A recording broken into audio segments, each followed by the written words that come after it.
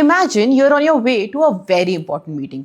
You're driving, but you're already 10 minutes late. Every signal turns red, the traffic keeps piling up, those 10 minutes stretch into an hour. Your stress level starts to spike and you're panicking, wondering what your boss will think, what your colleagues might say. Frustration is building up. You snap at other drivers and maybe even drive rashly. And suddenly things go from bad to worse. If this sounds relatable, you're not alone. We all have experienced moments like these where stress completely takes over. But what if I told you there's a science-backed way in handling such methods? Hi, my name is Anjali. I'm a psychologist and a happiness coach, and today we are going to talk about the Lazarus method, a powerful psychological framework to help you manage stress effectively. But before we dive into this method, let's take a minute to understand what stress actually is and what happens in your brain. See, stress is a very natural response to uncertainty. Whenever we face a problem we've never dealt before, our brain perceives it as a loss of control, and the brain hates losing control. So it activates a defense mechanism, specifically the fight or the flight response, a function handled by the most primitive part of our brain, the limbic system. This is where emotions and memories are stored, and this is why we tend to react impulsively when we are stressed rather than logically. Back in 1980s, psychologists Richard Lazarus and Suzanne Flokman introduced the concept of stress appraisal and coping in their book Stress, Appraisal and Coping. The core idea was simple. Stress isn't about what happens to you, it's about how you perceive it and how you respond to it. These are two parts of this one small method called as appraisal. How do you see the situation? And coping,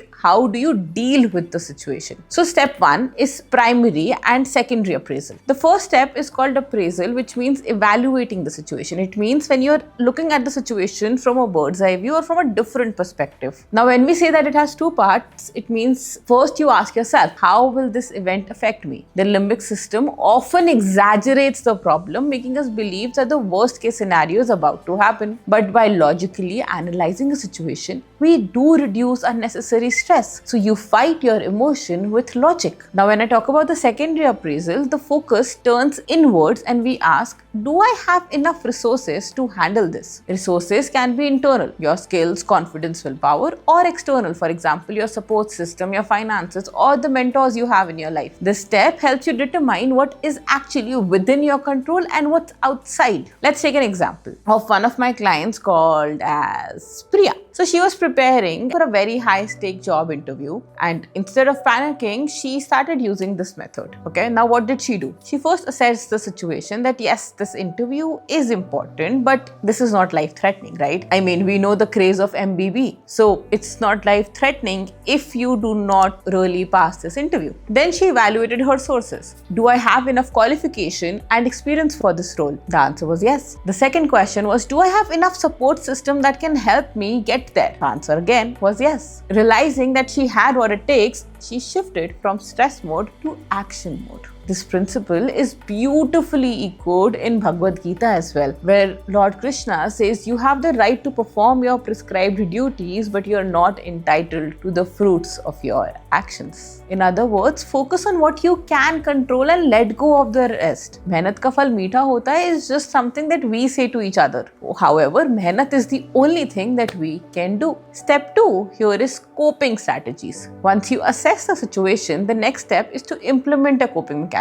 Lazarus and Flokman categorized these two types into problem-based coping. In problem-based coping, we break big problems into smaller tasks, creating a step-by-step action plan, setting realistic deadlines. The second part of this is called emotion-based coping, wherein we need to learn how to practice mindfulness and meditation. Or maybe just, start with journaling so that we gain some clarity of our thoughts. Sometimes talking to a friend, mentor, or therapist also helps. Let me again give you an example of one of my clients called as Rohan. Rohan was dealing with an intense workplace stress, and well, who isn't, right? Every time his boss criticized his work, his stress skyrocketed. But slowly he started implementing this in his life, and that changed his approach. Instead of instantly reacting emotionally, he started assessing, is the criticism that my boss has given me valid? If yes, then how can I improve from it? And if no, then should I really waste my energy on it? I mean, we all know bosses like that, right? And then he started using problem-solving strategies like organizing his workflow better and seeking constructive feedback. See, honestly speaking, people don't know how you receive feedback. So it's always better to first understand that. Do you like a sandwich feedback? Do you like a feed-forward feedback? Do you want people to first give you a lot of positives and then tell you what's wrong with your work? Or do you want somebody who's very direct with you? Over time, with Rohan, his workplace stress significantly reduced only because he realized that he does not like sugar-coated things. If he is doing something wrong, just say it and he will improve. In the end of the day, he is going there just for work, right? One of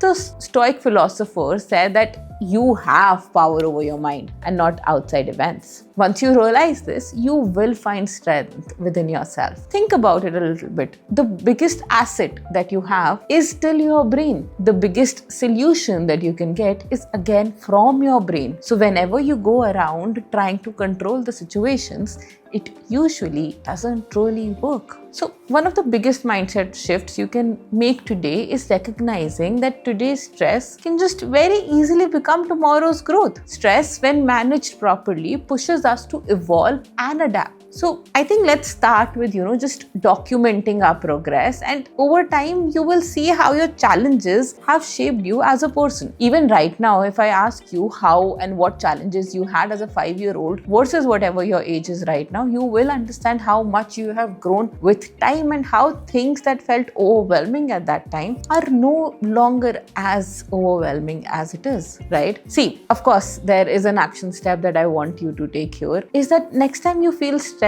just pause for a minute. Assess how real is this problem. Because you first panic in your head. You first make the worst case scenario in your head. All you really need is just to ask, is it really as big as I am thinking? जैसे हम हिंदी में बोलते हैं ना, खोदा बाहर निकली चूहिया. Very high chances that what you're panicking about is just a tiny little rat. So let's try and let's work around this idea that this problem that I'm facing, this feeling that I am getting, is it really as big? And of course, there might be places and situations where it may be big. If it is big, check your resources. Go to your support systems. Come to therapists. Talk to your mentors. All of those people are there to help you. Your problems are not meant to be dealt alone. Your problems are there for you to grow and for you to learn. And as many times as you ignore them, the lessons will keep repeating. The problems will keep arising. And if you want to get out of the similar problems or the similar situations that are happening again and again, you need to understand what lesson are they teaching you. So check your resources. If you have the ability to handle it, choose the right coping strategy. Solve the problem and regulate your emotions. Once you understand that your coping strategy doesn't always have to be substance abuse or drinking or partying or drugs or anything like that, you will understand that emotional stability is much more easier. You will understand that understanding your emotions and understanding how certain situations have power over you and how others don't will give you so much empowerment. So a very simple task, okay? Today or tomorrow or whenever a stressful situation comes, just take one breath and just ask, is it really worth the trouble? If your answer is yes, go find a support system and start regulating your emotions. However, if your answer is no, go about your day. Not everything in life is meant to be taken as seriously, okay? If you liked this video, please let us know in the comments. I really hope you can understand that your brain is your superpower and not something that is against you. If you have questions, please put them in the comments and we'd love to answer them for you. Please start subscribing because we are coming up with videos like these every single week. See you, take care, bye-bye.